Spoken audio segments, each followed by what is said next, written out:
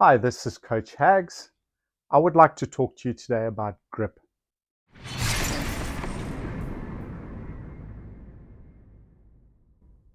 How we grip the firearm. Now, there's so much different information out there, so I'm going to cover two different techniques, and it's advisable that everybody finds what works for them. There are some fundamentals in the grip that have to be maintained, especially with the weak hand and the dexterity in the trigger finger.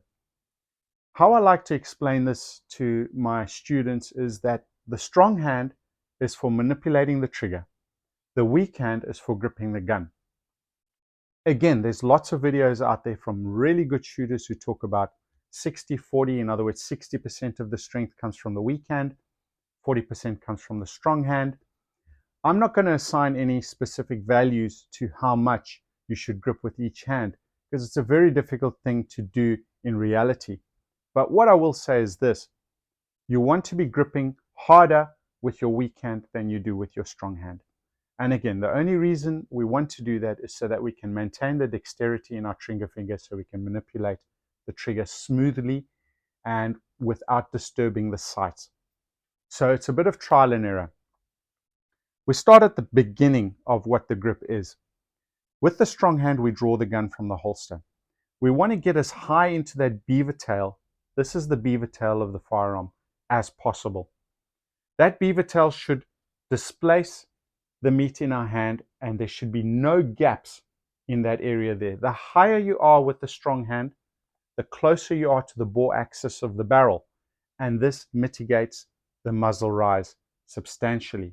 The higher you get to the bore axis, the better control you will have. I must also say at this point that no grip is going to stop recoil. What we want is to get that front sight to lift out of the rear notch and come back to its original position with consistency.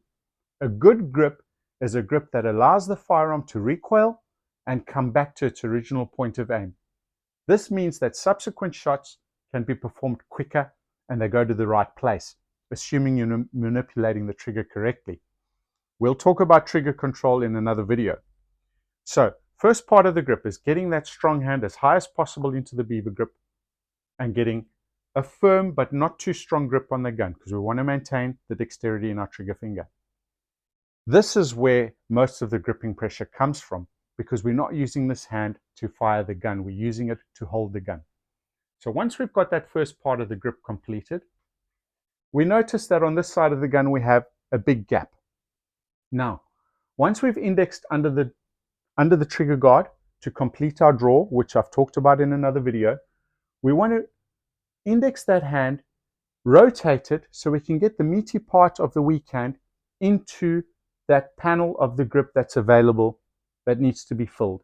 And we want to rotate that hand so that the wrist and the thumb are straight. If we have a kink in there like that, this gives a pivot point and it allows the gun to rotate on that axis a lot more, giving us less muzzle control. By rotating that hand, whether you grip with all your four fingers underneath the trigger guard or one above like I do, you still want that hand rotated so this is pretty straight. And the check to make sure it's correct is to release the fingers and notice that they point down at 45 degrees. With either grip style, this is with my finger over the trigger guard, I'm still pointing down at 45 degrees. And this is a conventional grip. I release those fingers and I still point down at 45 degrees. That is the check to make sure the grip is correct, i.e. that weak hand is rotated substantially enough to allow those fingers to point down at 45 degrees. Now, as far as squeezing the gun and where we squeeze the gun, if we imagine an XY axis through the grips, coming right through, imagine a rod going through here. No matter how much force we apply to the grip panels or the sides of the firearm, you still have that XY axis where the gun can rotate on that axis. Versus if we put a rod through the grips, going through the back strap, out the front strap, there's not much movement the gun can do on that axis. It can rotate there, which doesn't affect us too much. My point is this: we need to be applying more pressure to the back strap and front strap than we do to the grip panels or side panels of the firearm. I'm not saying don't grip there. What I'm saying is if you focus to apply pressure on the back strap and front strap, you're going to get more gains out of consistent recoil control than you would trying to squeeze the gun to death on the sides. We want a firm grip, but we don't want it that firm that the gun trembles in our hands, because then we're not going to get good sight picture. We're over muscling the gun.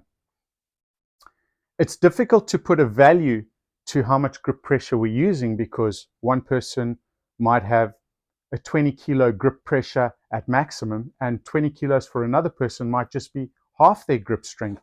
So just be comfortable with the gun.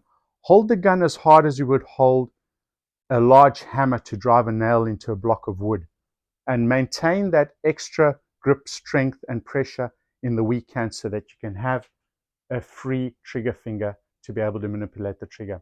We call that dexterity. Just to recap, we want the strong hand as high as possible in the beaver tail. We want the weak hand coming into the gun, indexing under the trigger guard, rotating so that we have this straight platform so that there's no kink there to allow the gun to rotate on that kink, on that joint. So keep it straight. Check it by letting those fingers go. They go down at 45 degrees. It's the correct grip. Thank you for watching. If you have any questions, I'm always available, and have a great day.